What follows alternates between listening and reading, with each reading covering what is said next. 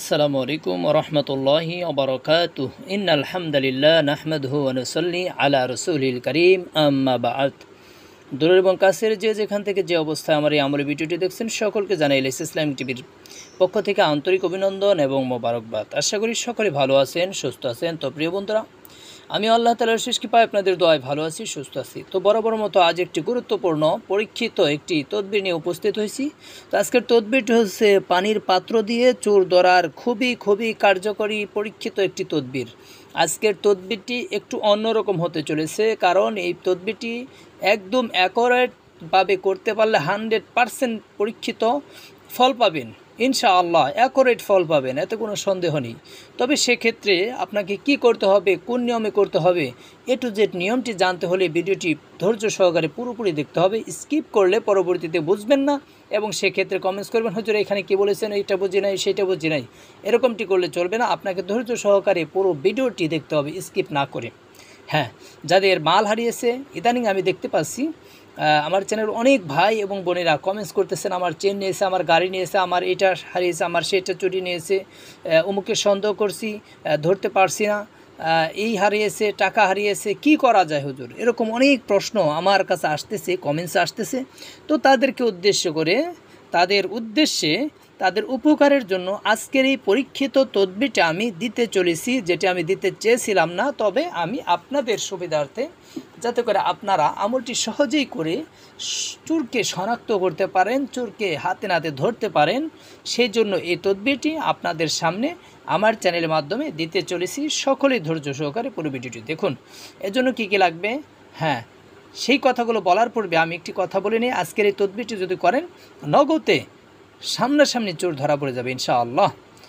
সকলেই দেখতে পারবেন চোরকে, সবাই চিনতে পারবেন কোন লোকটি প্রকৃত চোর। হ্যাঁ, এই ভিডিওটি যদি আপনি পুরোপুরি দেখেন তাহলে অবশ্যই আপনি বিষয়গুলো শিখতে পারবেন, জানতে পারবেন। তো এজন্য আপনাকে যেই কাজটি করতে হবে, এজন্য আপনাকে শুরুতে একটি পানির পাত্র নিতে হবে। সেই পাত্রটি কাঁসার বা পিতলের হলে ভালো হয়, সবচেয়ে বেটার হয়। না হলে অন্য কিছু নিতে পারেন, তবে আমি সাজেস্ট করি যে পিতল বা কাঁসার পাত্রটি আপনারা নেবেন। নেওয়ার পরে যদি ময়লা থাকে সেটাকে মেজে নেবেন। মেজে নেওয়ার পরে এই পাত্রটাকে সুন্দর করে পাত্রের 4 কর্নারে 4 জন ফেরেশতার নাম লিখবেন। জিব্রাইল, মিকাইল, ইসরাফিল, আজরাইল। মাপ করে করে 4 পাশে এই 4টি নাম, ফেরেশতার নাম লিখবেন এবং একটা জায়গা পবিত্র করে নেবেন। একটা মাটির জায়গা সুন্দর করে পরিষ্কার পরিচ্ছন্ন করে নেবেন, পবিত্র করে নেবেন এবং সেইখানে এই পাত্রটি বসাবেন এবং কিছু কাঁঠাল পাতা নেবেন। কাঁঠাল পাতার মধ্যে যাদের সন্দেহ হয় সেই সকল চোরদেরকে, তাদেরকে একত্রিত করবেন, তাদেরকে এক জায়গায় দাঁড়িয়ে থাকতে বলবেন এবং অন্য লোকদেরও খুব বলবেন। এরপরে কাঁঠাল পাতার মধ্যে তাদের নাম এক এক করে লিখতে হবে। একটি কাঁঠাল পাতার মধ্যে একটি নাম লিখতে হবে। জি, আশা করি বুঝতে পেরেছেন। একটি কাঁঠাল পাতার মধ্যে এক একজনের নাম লিখতে হবে। একের অধিক নাম একটি কাঁঠাল পাতায় লেখা যাবে না। যদি 5 জন হয় তাহলে 5টি কাঁঠাল পাতা লাগবে। সন্দেহভাজন 5 জন হলে 5টি কাঁঠাল পাতা লাগবে। তার মধ্যে সুন্দর করে নাম লিখে ফেলবেন। নাম লেখার পরে এই পাত্রটির মধ্যে পানি ভরবেন। ভরার পরে ওই জায়গার মধ্যে বসাবেন। যেই জায়গা পবিত্র করে নিয়েছেন, পূর্বে সুন্দর করে পবিত্র করে নিয়েছেন, সেই জায়গায় বসাবেন।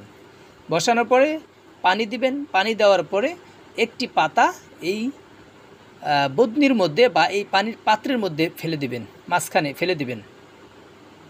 এবং এই তদবিরটি করার জন্য আরেকটি শর্ত হচ্ছে, এই তদবিরটি যে কোনো হুজুরদের দিয়ে করাবেন, না হয় নেককার পরহেজগার লোক দ্বারা, যারা নামাজি, কোরআন সহি শুদ্ধভাবে পড়তে পারে তাদের দিয়ে করাবেন, না হয় কোনো কোরআনে হাফেজকে দিয়ে পড়াবেন, না হয় যারা সূরাতুল ইয়াসিন শুদ্ধভাবে মুখস্থ জানে তাদেরকে দিয়ে করাবেন। তাহলে ইনশাআল্লাহ খুবই সহজে আমলটি করতে পারবেন এবং ফল পাওয়া খুবই সহজ হয়ে যাবে এবং 100% ফল পেয়ে যাবেন ইনশাআল্লাহ। তো এই কাজটি যখন করবেন, বসাবেন, বসানোর পরে আপনি এই পাতাটা বদনির ভিতরে বা পাত্রের ভিতরে, পানির পাত্রের মধ্যে ফেলে দিবেন, রেখে দিবেন। দেওয়ার পরে সূরাতুল ইয়াসিন পড়া শুরু করবে হাফেজ সাহেব বা যাকে দিয়ে করাচ্ছেন সে। দেখে দেখে পড়লেও হবে, তবে মুখস্থ পড়লে ভালো হয়। দেখে পড়লেও কোনো সমস্যা নেই, তবে শুদ্ধ হওয়াটা শর্ত। শুদ্ধ হতে হবে, কোরআন শরীফ সহি শুদ্ধ হতে হবে। সহি শুদ্ধ যদি করে পড়তে পারে তাহলে রেজাল্ট কিন্তু 100%। আর যদি সহি শুদ্ধ করে না পড়তে পারে তাহলে কিন্তু রেজাল্ট পাওয়া যাবে না। এরপরে কি করবেন, ওই পাত্রের মধ্যে পাতাটা রাখার পরে সূরাতুল ইয়াসিন প্রথম থেকে শুরু করবেন। ওয়াজআলনি মিনাল মুকরমিন, এই মুকরমিন পর্যন্ত পড়তে থাকবেন। আপনারা যারা সূরাতুল ইয়াসিন মুখস্থ আছে তারা সূরাতুল ইয়াসিন মিলিয়ে নেবেন। ওয়াজআলনি মিনাল মুকরমিন এই পর্যন্ত আপনারা পড়ে থেমে যাবেন। এরপরে পাত্রের মধ্যে ফু দিবেন, 3টি ফু দিবেন পাত্রের মধ্যে, পানির মধ্যে।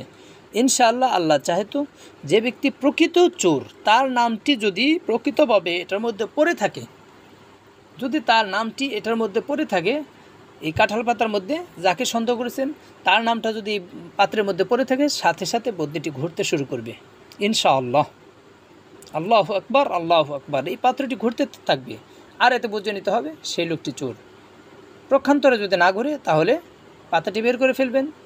এরপরে আরেকটি পাতা দিবেন, আরেকটি পাতা দিবেন। আর পানি সেক্ষেত্রে ফেলে দিতে পারেন, আবার নতুন পানি নিতে পারেন। পানি ফেলে দিয়ে আবার নতুন পানি নিয়ে আরেকজনের নামের পাতা দিয়ে দিবেন। এরপর যদি এটা ঘুরে তাহলে সে চোর, আর যদি না ঘুরে তাহলে তাকে সন্দেহ করা যাবে না। আশা করি বিষয়টি আপনারা প্রকৃতপক্ষে বুঝতে পেরেছেন।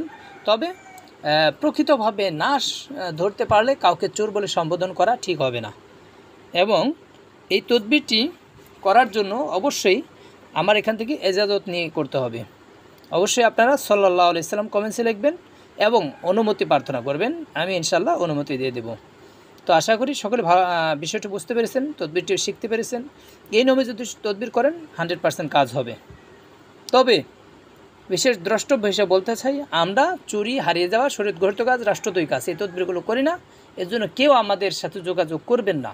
আমরা জিন জাদুর তদবির করি। জিন জাদুর যত সমস্যা আছে এগুলোর জন্য যদি চিকিৎসা করাতে চান, রুকিয়া করাতে চান, তাহলে যোগাযোগ করবেন। ইনশাআল্লাহ যত্ন সহকারে কাজ করে দেওয়া হবে ইনশাআল্লাহ। তো সকলে ভালো থাকুন, সুস্থ থাকুন, এই প্রত্যাশা আজ পর্যন্ত। নেক্সটে দেখা হবে কোনো একটি ভিডিওতে, জন্য সাথেই থাকুন। কারো কোনো আমল লাগলে কমেন্টসে জানিয়ে দিন। আসসালামু আলাইকুম ওয়া রাহমাতুল্লাহি ওয়া বারাকাতুহু।